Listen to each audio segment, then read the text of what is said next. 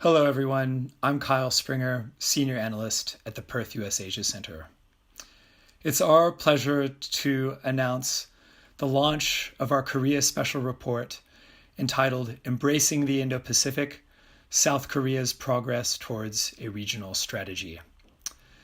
This volume brings together 7 authors from around the region to help us understand how South Korea views the dynamic Indo-Pacific. It includes chapters on South Korea's relations with Southeast Asia, and also how South Korea seeks to engage India and with the US Indo-Pacific strategy. However, 2020 has been a year of significant changes. While the COVID-19 pandemic has disrupted supply chains, shut down international travel, and superheated great power competition, this year has also seen some positive developments, such as the completion of the Regional Comprehensive Economic Partnership, or RCEP, which promises to help reinvigorate trade in the region. Now our authors will share their views of what they expect 2021 holds for their areas of contribution to our report. The year 2021 will be a good year for South Korea, Southeast Asia economic relationship. And let me explain why. In 2021, we will see fast recovery of the world economy from recessions caused by the pandemic. South Korea is in a good position to take advantage of this recovery as the digital transformation, which gained momentum during the pandemic, will continue in the world, and South Korean companies are leading in this digital transformation. This digital transformation will also be important for South Korea, Southeast Asia economic relationship, as the IT industry has wide supply chain networks, and South Korean companies will invest more in ASEAN, aided by Korea's new Southern policy. The risk to this optimistic scenario is an intensifying US-China technology decoupling. Under Biden administration, however, I expect this technology decoupling to become more explicit, which allows South Korean companies to set up strategy to continue to engage in both markets. Therefore, overall, I'm confident that we will see strengthening South Korea, Southeast Asia economic relationships in 2021. After the special summit at the end of last year, South Korean government instruments were all geared for a new phase of New Southern policy for 2020. But as you know, we had this COVID-19 situation and it made things quite difficult. But thanks to the break, South Korean government had time to review its New Southern policy implementation in the past 2 years and came out with a new upgraded plan called New Southern Policy Plus. And at the same time, United States and South Korea made an agreement on the cooperation between the United States Indo-Pacific strategy and South Korea's New Southern policy. So put them all together, the year 2021 will be a year for New Southern policy and cooperation between New Southern policy and the United States Indo-Pacific strategy. At present, I feel that there are 2 important trends which are happening in the Indo-Pacific region. One is great powers contest, another is middle powers third way. In the first trend, US and Quad country, they have been trying to counterbalance China. In the second trend, you can see that how middle power they are coming together to create a cooperative security structure in this region. I think in both the articulation, India and South Korea, they are important players. India is a member of Quad countries, whereas South Korea is also a very important ally of the United States. Through their Act East policy and New Southern policy, India and South Korea both are also trying to articulate this middle powers new third way, I will say.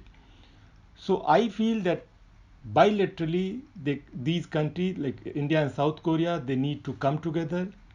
They need to realize their potential, and whatever agreements they have done so far, they need to realize them on the ground. At the same time, they should improve their trust quotient in 2021. I feel that in 2021, both countries also need to conclude the revision of their CEPA, which had been happening for last 4-5 years. Thank you. 2021 is expected to be a promising year of full activities for Vietnam and Republic of Korea because the two countries are preparing to celebrate 30 years of the diplomatic relations in 2022. Further promotion of economic and investment cooperations is seen as a main focus for mutual benefits, especially in the context of the shift of global supply chain and the fight against the pandemic. This is built on the top of mutual trust, as Vietnam has been an important, reliable partner for the Republic of Korea, especially in the relationship with the Democratic People's Republic of Korea. We're at a very interesting moment of transition as the U.S. returns to a more conventional foreign policy under the Biden administration. And for South Korea, this comes with both opportunities and risks.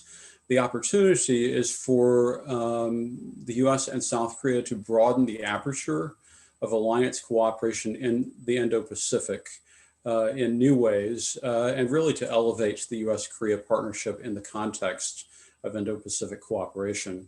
But the risk comes as related to South Korean concerns that Chinese retaliation might impose costs on South Korea that would go above and beyond what they might have to endure in other cases.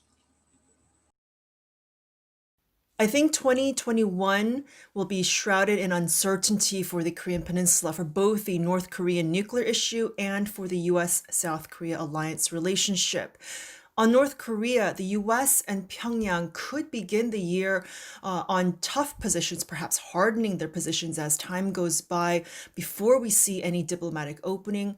We could also see cycles of provocations because North Korea still has a fundamental national objective to perfect its nuclear capability, but also a geopolitical objective to test Washington's reaction and intentions.